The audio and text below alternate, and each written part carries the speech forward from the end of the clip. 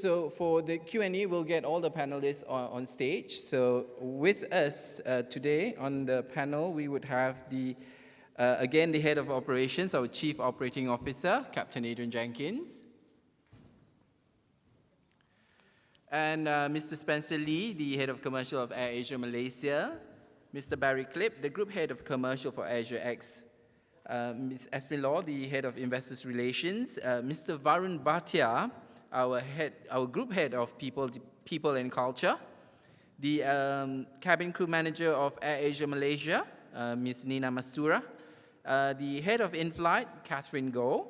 The chief data and digital officer, Shanti Nikunj. And the CEO of AirAsia Big Loyalty, Yang Berbahagia Dato' Eddie Leong.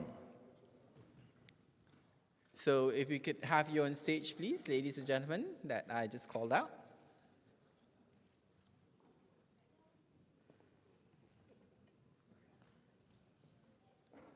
So can we have the microphones for our panelists?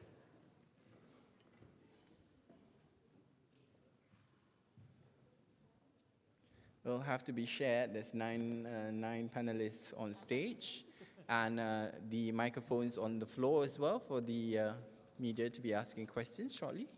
To kick off this afternoon, I'll most probably invite Varun Bhatia, the group head of people and culture, to revisit the question by The Edge, Mr. Hari, on the benefits earlier on. I think maybe you can enlighten us a little bit about that. And then we're going to go to Catherine, who would be speaking a little bit about Santan, our in-flight meals. Can we do that? We'll go Varun, Catherine, and then questions from the floor if we missed any questions or your questions were not addressed earlier on. All right, thank you, Varun. If you could take away with the benefits. Thanks, Faisal. Yeah. Good afternoon, everybody. Thanks for making it. It's a great question, really great question, because sometimes you wonder, when you go low cost, what are you compromising on, right? I mean, that's almost the mind goes there. We don't compromise on anything. We don't compromise on safety. You heard Captain Ling talk about it. We don't compromise on the technology that we invest behind. We've got the best partners in the world. And we don't compromise at all on our people. And that only comes because we have a low-cost mindset. Only when you have a low-cost mindset can you save money, right? Once you save money, you can invest that money back in all the things we talked about, and primarily our people. So we've got 22,000 all-stars around the world, and we don't compromise on their compensation, on their benefits, on their work environment. In fact, we invest a huge deal. If anybody has come to our Red Q office, our headquarters, you will see it's a world-class office, right? We got a childcare center there, we got a gym there, a fitness center, we got free food for our employees. You get, lunch paid for, and a variety of meals. You got a physio. I mean, I don't know how many companies have a physio on site because we care for our people, right? You got a salon. So if you want a haircut, you can get a haircut. So I think it is very counterintuitive in a way, but it is real, and you can experience how real it is if you walk into our offices. That's on the welfare and the benefit side. But that only comes because, there is a low-cost drive. And low cost means high productivity. And when you have high productivity, you can invest back whatever you save in the things you want to invest back. In terms of benefits, we have great benefits on healthcare, insurance, and particularly flight benefits, right?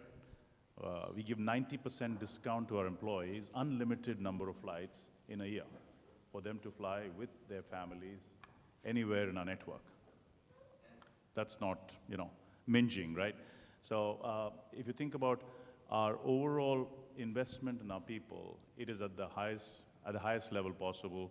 And that's why whenever we post a job, especially here in Malaysia, my team has a major headache because we have to shortlist from 2,000-3,000 people to get to that one applicant who will make it.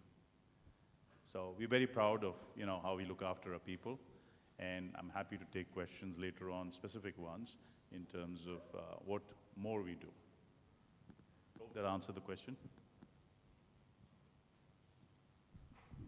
Okay, so for Santan Visions is really great value at great quality with complement by a decent selections of meals.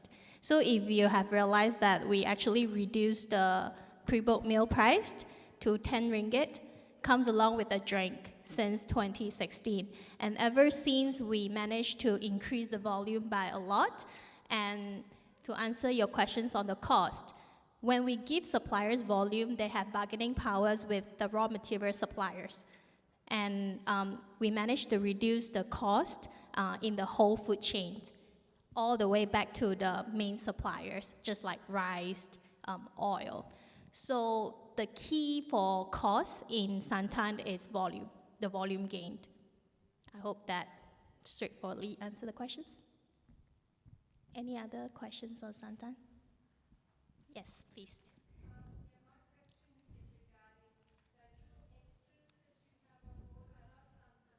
Thank you. And I've had those really great cookies and the brownies and things, and even though I'm not a sweet person, they are really good. So, Thank you. But I was really disappointed the last time we flew. They've gone. What? They've gone. It's gone. And I was told it had been discontinued. And Yeah. I was distraught. Okay. Are you bringing them back, please? Oh, yes, we would consider. Thank you, though. Yep. Earlier, the speaker talked about not compromising. But when it comes to Santan, if you don't pre-book your meals, passengers lose out on the options because I've discovered a number of times you do not carry enough of your meal options for those who did not pre-book. So at the end of the day, especially on a late flight, there's nothing for us to buy. Okay. So to answer that question, that's why we endorsed ePost, because truly we want the business intelligence, the data behind on how we actually do meal plannings. So currently the meal planning is done based on historical sales. So sometimes you find that, oh, the meals that you would really like, it's not on that flight. It's truly because it wasn't so well, maybe, based on the last week and the last 3 months of flights. Hence, Nikunj digitization strategy would really help us on meal planning and ensure all the meals that you want is actually loaded on board with zero wastage. Yes, or else we would throw a lot of meals, which is not good for the resources. Okay. Thank you. And we have Jamie from Reuters. Yeah, I had a couple questions. The first one is for Esme, just about consolidation. Is that allowed in all of the countries, or do some of them, it's like, when Jetstar tried to set up in Hong Kong, they wouldn't allow, under the operating conditions? Okay, every single country that we're in obviously have their own respective regulations and legislations when it comes to, especially if they are a listed entity. The reason why we are able to consolidate Philippines and Indonesia much faster than the other ASEAN countries is because those two were not listed yet when we did the consolidation. So Thailand is also listed under AAV in their local stock exchange.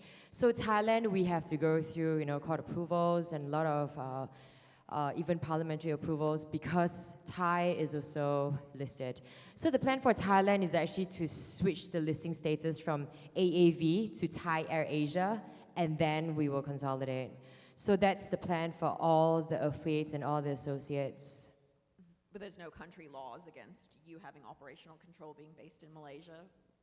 Some of them will have it, and obviously we will work hand in hand with the regulators, work hand with the auditors that we're using from the local exchange as well as ours. So I think as long as one market like Philippines is willing to stick the neck out and be the first to say, you know what, I know you're a foreign player, but you have open markets, you have contributed to our GDP, you have grown our tourism so large till date. So I think there are people who are pushing boundaries, and we are lobbying and speaking to each respective countries individually, and actually Tony is speaking to all the presidents and prime ministers individually to ensure that we are able to consolidate and to form that one economic unit.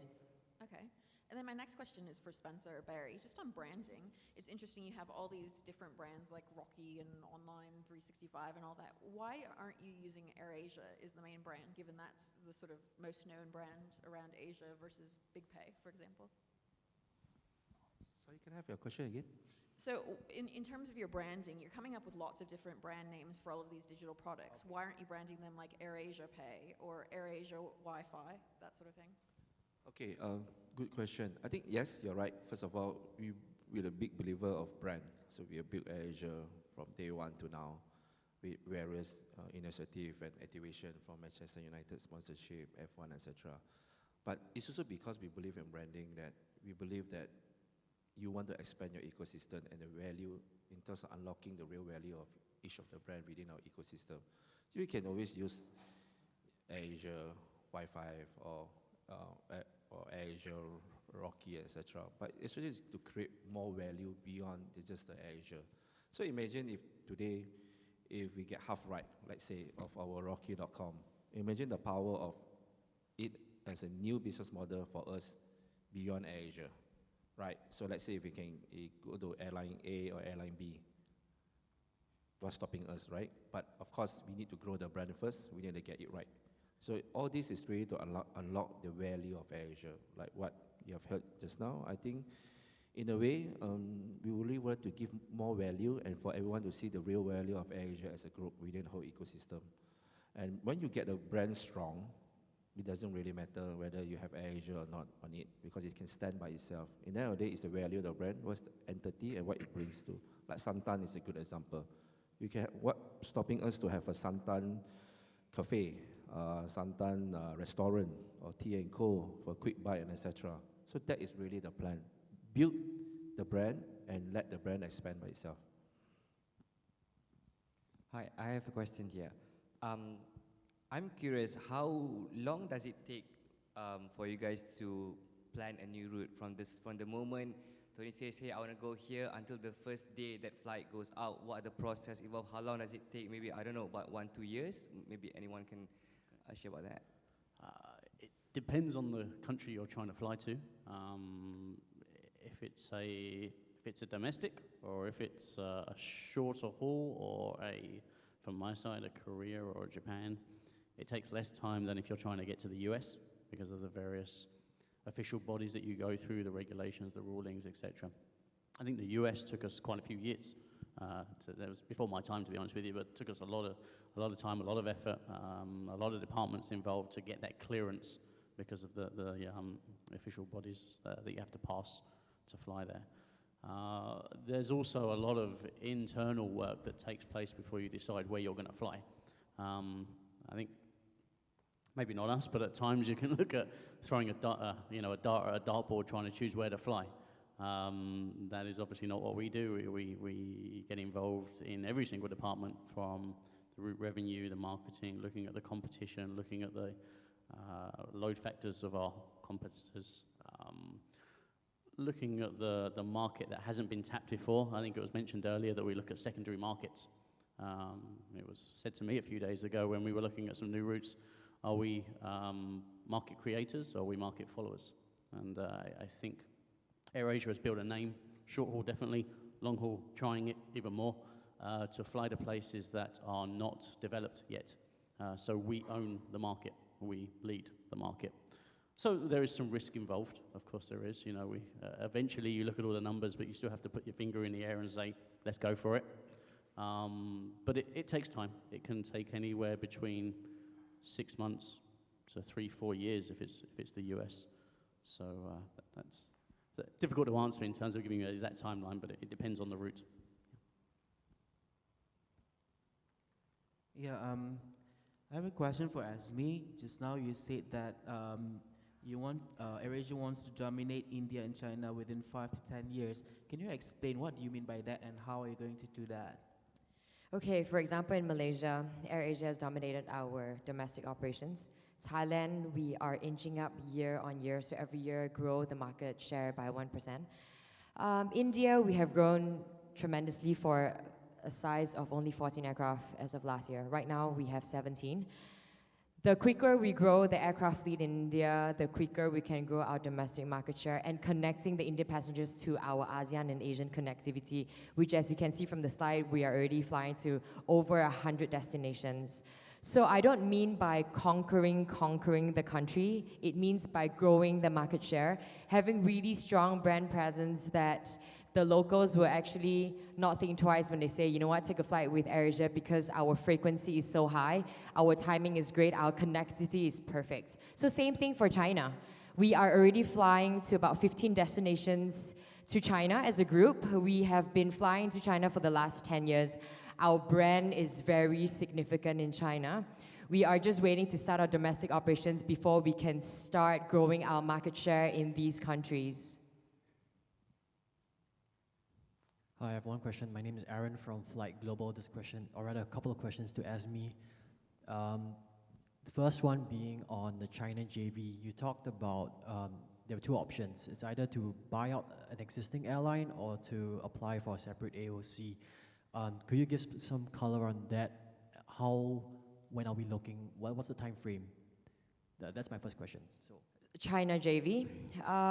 Okay, so we have two options. We have the local Chinese airlines pitching to us to JV with them. We also have the option of applying the AOC ourselves. Obviously for China, we have to get it right. You don't want to start with 5 aircraft. You want to start with 20 aircraft. It's a huge market with billions of population. You want to have the right business partner who's able to get the right slots for you, the right destinations, the right approvals.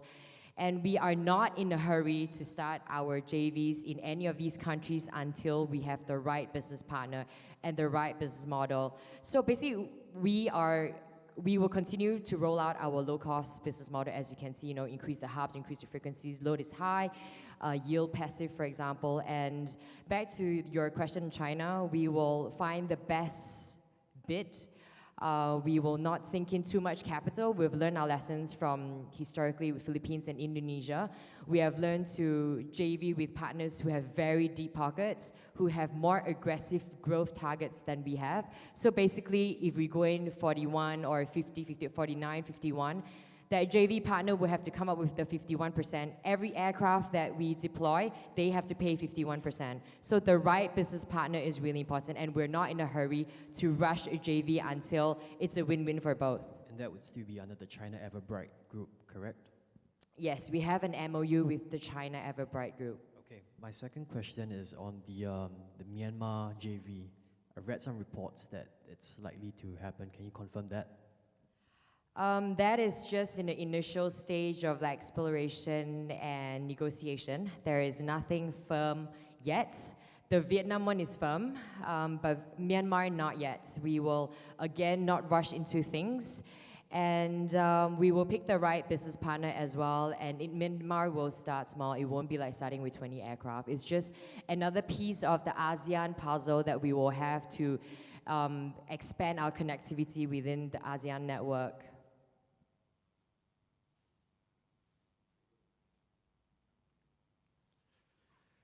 Dr. Eddie, there is a quick question for you. Some updates on AirAsia Big Loyalty. Sorry, what was the question? Updates on AirAsia. So AirAsia Loyalty, I think the few key highlights. We have today about 18 million members spanning across all the different countries that we service. The main ones is Malaysia. And maybe to some of you, it could be a surprise. The number 2 country in our members base is China, actually. And I mentioned this before, China probably will be number 1 by the end of this year. So we're 18 million members. We are in every country now on each of the AOC is in. Our biggest value proposition is actually the discounts that we give you on the flights. So actually, Spencer is right. If you leave this media briefing without signing up as a big member, you are losing out a lot. because our discounts can be up to 95% from the market rate.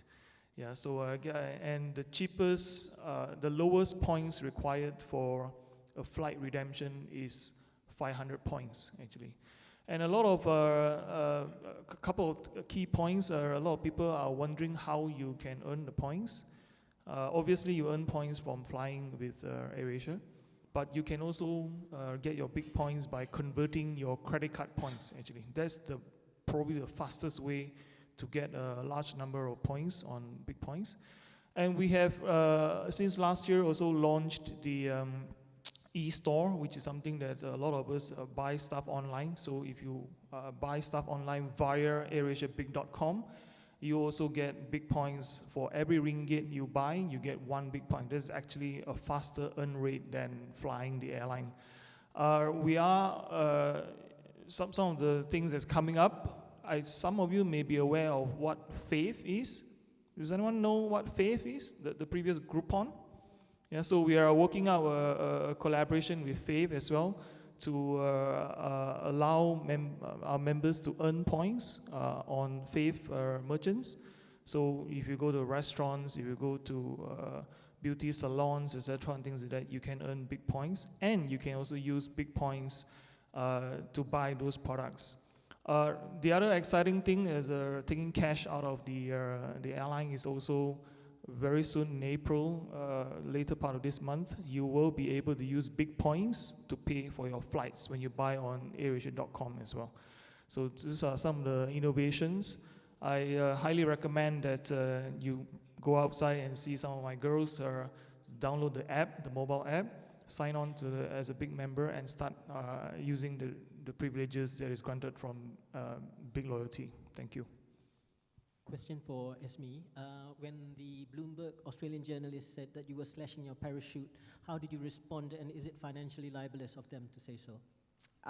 Basically, I would love to meet this person. I think it's probably a misinterpretation of our business. He probably doesn't know that the bread and butter of our business, core revenue, actually comes from the airline division, not from leasing aircraft. The whole reason why AAC was set up was because the associates didn't have the balance sheet to purchase their own aircraft. So basically, AirAsia Berhad, being the mothership, buys the aircraft and leases out to the smaller associates so that they are able to break even quickly and not burden their balance sheet. The whole reason the AAC was set up was for this purpose, and is not for us to be leasing aircraft and earning money from the third party. That is not our core business.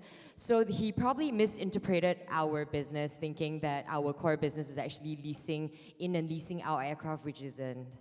So I would, basically it would be good for me to meet him in person and just to explain our business better, so that when he understands better, he'll be able to write more accurate reports about us. Hi, my name is Krishnamurthy, and I teach at a university, and I also freelance. Tomorrow I'll be working with Channel 9 Australia. I don't know, Sunday I'll be working with CNN, BBC. My question, first, let me congratulate you all on your dynamic plans. I think you all have some chip of the old block, visionary. Tony Fernandez, a friend of mine.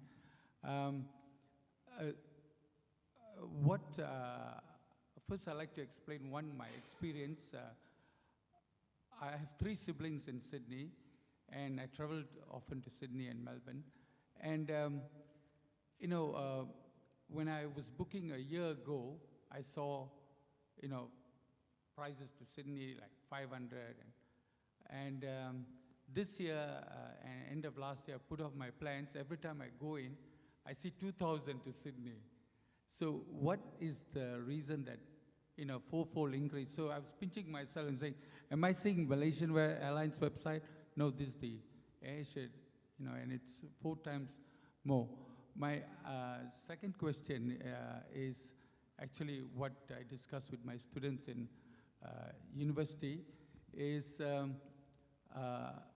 you have outfit something like Dolly Analytica, which is quite close to Cambridge Analytica. And the trouble that they got into, Cambridge Analytica got Facebook into, and Google now. These people are all going to be called up by Congress and for privacy data. So my question, when we discuss with students, is in 2003 in Harvard University in a dormitory, Mark Zuckerberg discovered this great thing, Facebook. Today he's pissing in his pants. He's afraid to go to Britain. The British government is calling him.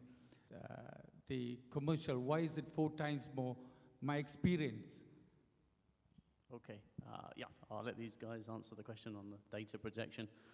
In terms of the question on the pricing, I think like any business, it will be a demand-led business. Difficult to know specific the case in terms of the dates that you were looking at and when that may have been, how far out from the travel. Again, challenging for me to answer without the specific details, but our route revenue run their pricing. They should be looking at competition in terms of how we price. And they also look at the internal situation as to how full the flight is. So that's pretty much how we would price. We would look at our current load factor versus the departure date. We would look at competition. I would hope in the main we are competitive. We benchmark against other carriers so we can price accordingly. Again, challenging for me to answer for that specific case without knowing when you were looking to travel. No problem, okay.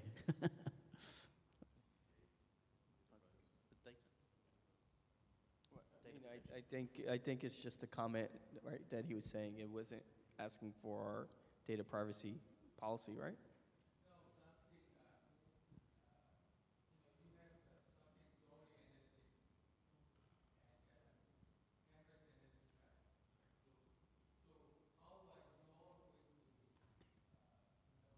I think the difference was Cambridge was doing something that illegally acquiring information and then using it a different way, right? What we're doing is using the information for our own use cases to make the experience better, which is what most companies are doing. They're not using it to game or manipulate the system, right? So we're just making it just like how, your browsing patterns are only used to make your experience better. We're not using it to enhance something else that's outside of your own data set. We're not using outside of using your information to influence someone else. We're just using it just for your own personal experience. Hi, Aisha from NST. I would like to ask Esme, or mainly on your operation side for investors.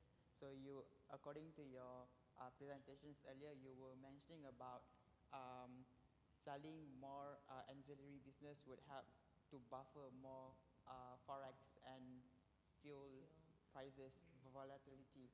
So does that mean that your company is now focused on selling more ancillary instead of focusing on its digital business, and how it would impact your company's prospects on digitalization? Okay, airline business, selling airfares. Basically, if you buy an air ticket from AirAsia.com, we just sell you a ticket. If you want food, you want to board early, everything falls under ancillary. Ancillary and air travel, airfares, are hand in hand, goes hand in hand. It does not dilute the subsidiary businesses. The whole point of us to use passengers' data is actually to sell better, to focus it's target selling. So basically, if you have purchased an air ticket with baggage and you're flying at 7:30 in the morning, we would assume that you've not had your breakfast. So when you're about to do your online check-in or whatnot, we will flag breakfast to you at a discounted price, for example. So selling airfares and ancillary actually are both, it's hand in hand. So the more passengers we carry, the more ancillary we're selling to each passenger. So for example, last year, 1.93 billion, assuming we're selling, it's 49 ringgit per passenger.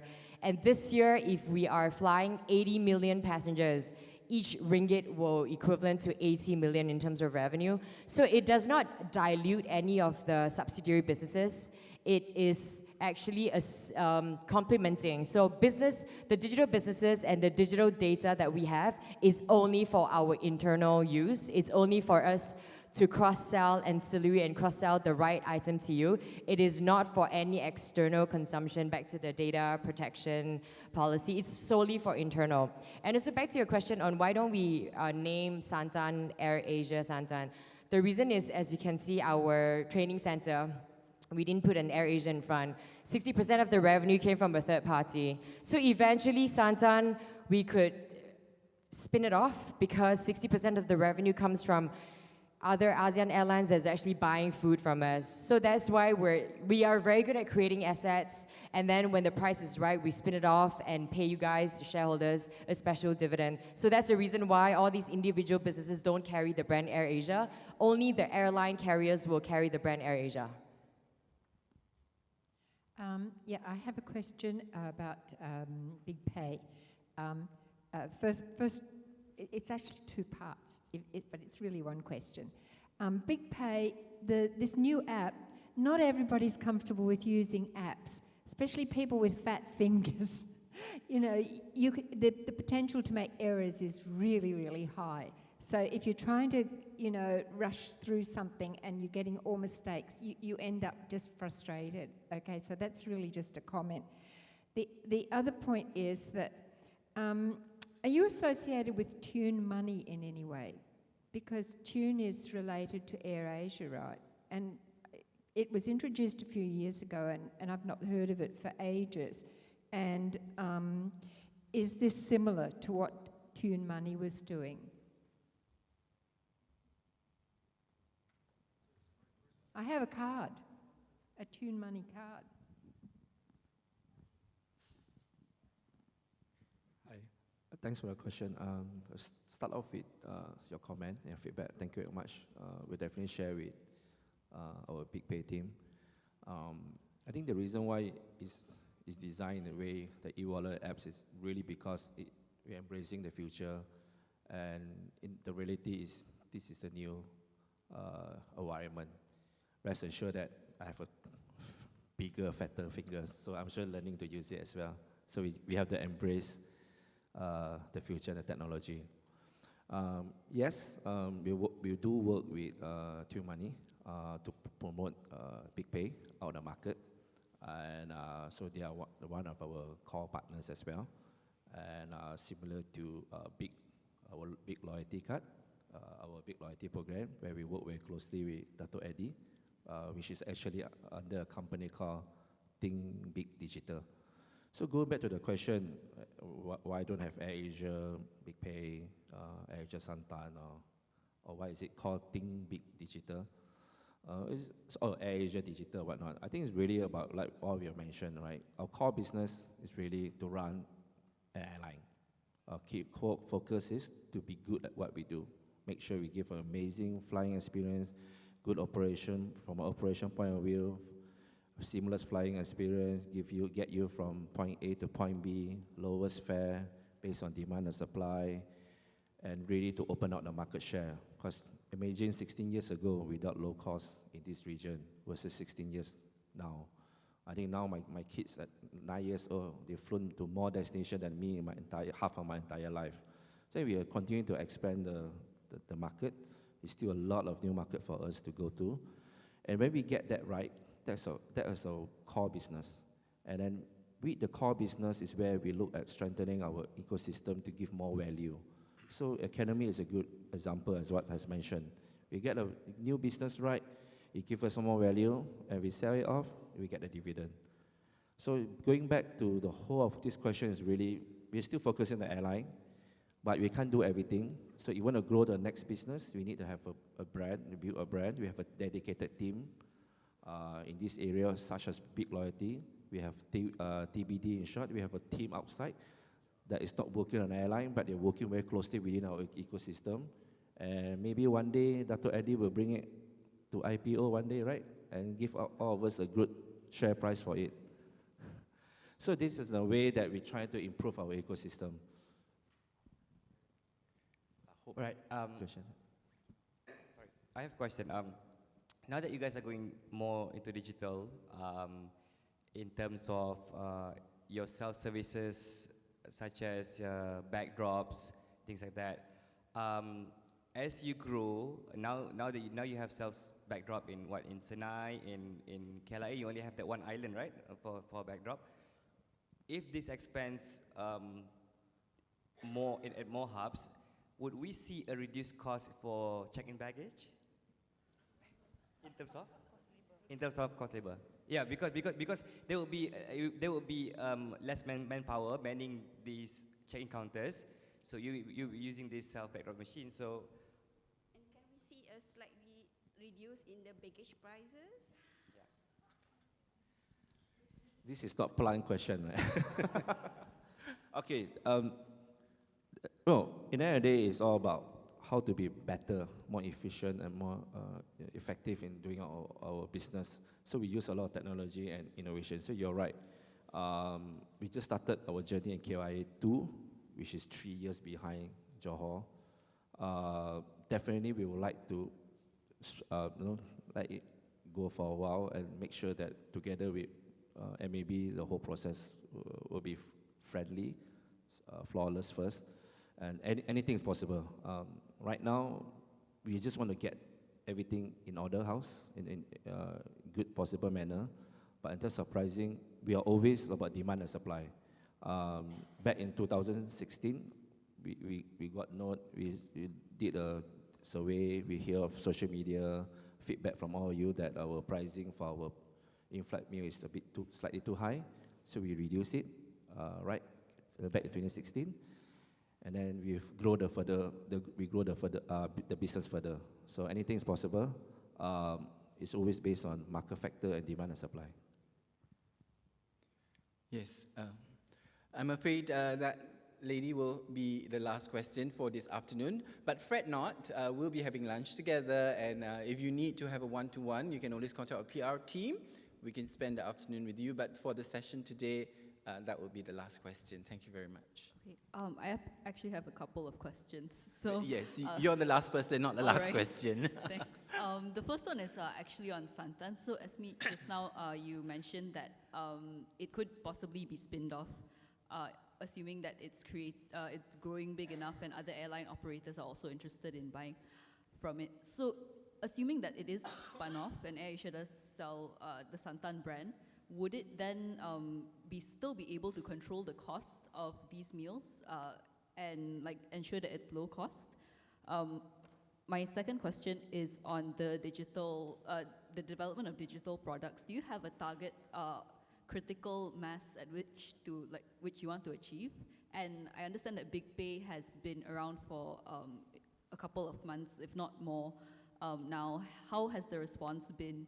What kind of response are you expecting? Is it as good as you expected? And is there any possibility of any of these products being axed, assuming you don't achieve critical mass? And are there any other challenges to developing these brands?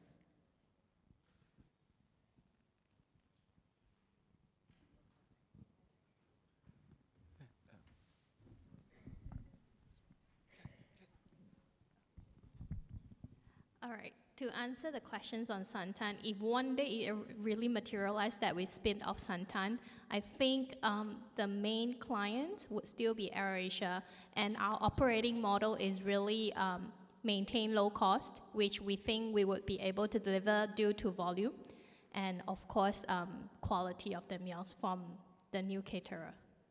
Okay. So the answer is we will just build another Santan. Okay. Well, everything that we do, everything is measurable, right? So we have a target, we have an objective for it. So everything that we presented today are pretty much the core focus for the team here today. So we have key KPIs for it. Some we are ahead of schedule, some we are behind schedule. But we are all focused towards it. We'll be able to share more in our next result call. In terms of Big Pay, yes, you're right. The new version we launched a few months ago. The initial response, good. Could be better because we just found out today that 90% of you have not downloaded. So we need to work harder. Definitely the objective is to make sure that, everyone that fly with AirAsia have a big pay. Like everyone that fly with AirAsia, they are a big member. So that is really our final objective. So if you see the number of packs that we've flown, let's say back in 2017, if 80% of it have a big pay, have big points as our currency, can you imagine the power, the value of it, not only just to AirAsia, but to the product itself? Thank you very much to our wonderful panelists. Thank you very much.